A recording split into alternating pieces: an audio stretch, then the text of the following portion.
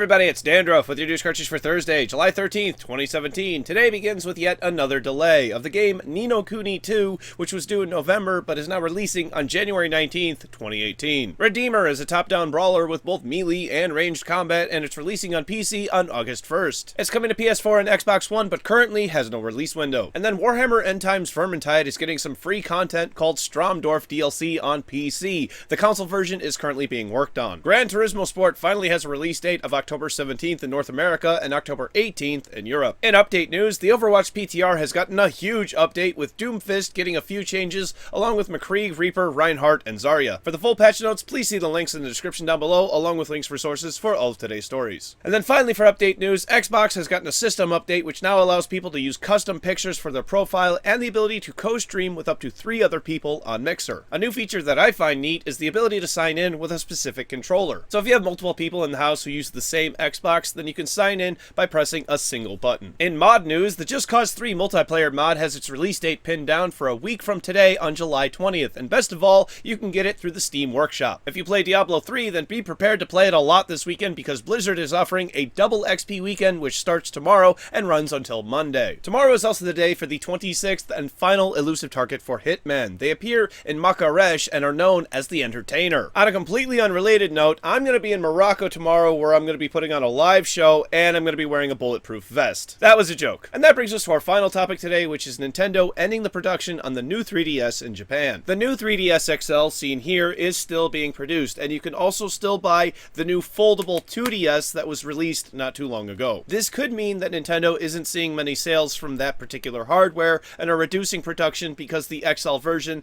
is still selling better. Or what I would assume is the case is the 3DS is slowly being faded out because of its 6-year-old hardware. Nintendo has said in the past that the Switch is not the replacement for the 3DS, and continued to not only produce games for it, but different hardware iterations as well. I'm not so sure that I believe that, but let me know if you think that this is the beginning of the end of the 3DS. Or maybe this is Nintendo ending a product with a superior version in an effort to free up manufacturing for more Switches. Let me know in the comment section down below.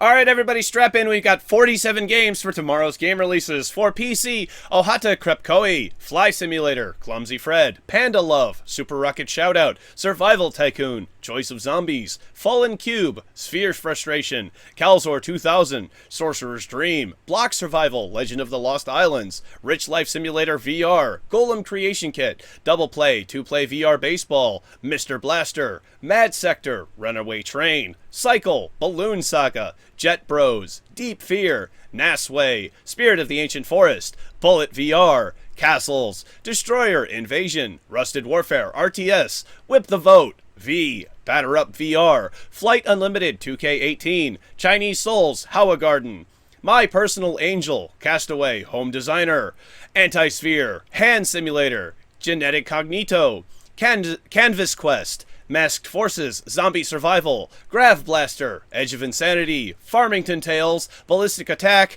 and Hell Quest. For Xbox One, Serial Cleaner. Thank you very much, everybody. This has been News Cartridge. I am Dandruff. I will see you tomorrow. And my school did a performance last year called The Dictionary. Yeah, it turns out it was just a play on words. The game releases did not take as long as I thought it would. They were pretty easy to read, so that made it a lot easier. Thank you for doing that, game developers. Well, first of all, sarcastically, yeah, thank you for doing that, because, yeah, 46 games in a day, yeah. But no, really, thank you for making them at least easy to say. They aren't all like, Fausa Tuba in the Fukidi Shubidi world. Oh no, I shouldn't do this, because people are gonna want to play that game now. The Shubidi Doobity world. That'd be fun. That'd be really good. We're not gonna I'm just not gonna make shit up anymore, because people are gonna want that from me, because people now think I have a cat. And at this point, when I move, because I'm hopefully gonna be moving at some point in the future. I don't know when. I'll let everybody know when, but I'm gonna get a cat named Schrodinger now, just because of last week's videos. It's like, oh, Dandruff, he's blowing up. He's putting helium in his cat Schrodinger, who may or may not be dead. Wow. Yeah. Okay. So let's see. Not a very long episode today. There was not a lot going on. The 3DS, I really feel like it's going away. This little puppy right here. I know the new 3DS is only about 2 years old. This thing is really not that old, but the base hardware, which all the games have to run on, is 6 years old. So it's pretty much at the end of its life, unless that's going to be the Game Boy from now on out. Like, Nintendo doesn't want to put any more effort into developing new portable handheld hardware. I mean, they have a new portable handheld hardware. It's called the Switch. See, that's what I think. I was like, I don't know how they could get away with saying, no. We've got the hybrid, and then we have the pure portable. You know, it's a home console first and foremost. But this is the portable. No, you can't do that. They can't do that. The Switch is the portable one now, and I really think it would just make more sense for them to combine both their markets, put their what would be Game Boy games. They're cheaper, easier to make Game Boy games on the Switch. Charge $40 for it. It's fine. Why is that not an option? You got your $40 Switch games and your $60 Switch games. I don't know.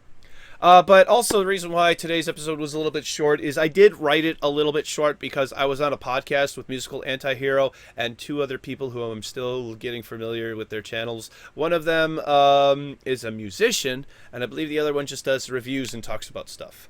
So I'm going to check those guys out. There'll be links to their channels and stuff when that is all go. And if you haven't joined my Discord yet, please come join my Discord because I post the video there first, and you can even watch it ad-free and everything through Discord. I don't care, whatever. Would prefer if you watched it on YouTube without ad block because then I get ad revenues and all that stuff is fun. It's nice making money from the thing that I like to do, the thing I'm passionate about, and the thing that people tell me I'm good at. So, hey, cool. What else? Yeah, I'll have links for that in my Discord. I'll also tweet links to that. I will see if I can make a playlist for things that, like, I think I'll make a playlist and I'll link to that on my YouTube page for other collaborations like this podcast. So, alright, so I think that's about it. Nothing else that I wanted to talk about. Can't wait to play some Forts over this weekend. Forts looks like a good game. You build a fort, and then it's like Shell Shock, where you got to shoot at everybody else. But you got a fort, so you got to take down the fort through strategic. Anyway, it sounds like a hoot and a holler, and I want to play it. Social media links are over here, everybody. Click over here to subscribe to my wonderful Fort Lovin' channel, and click over here to watch yesterday's episode where we talked about net neutrality and the fight to keep the internet a utility. Bye, everybody. I'll see you tomorrow.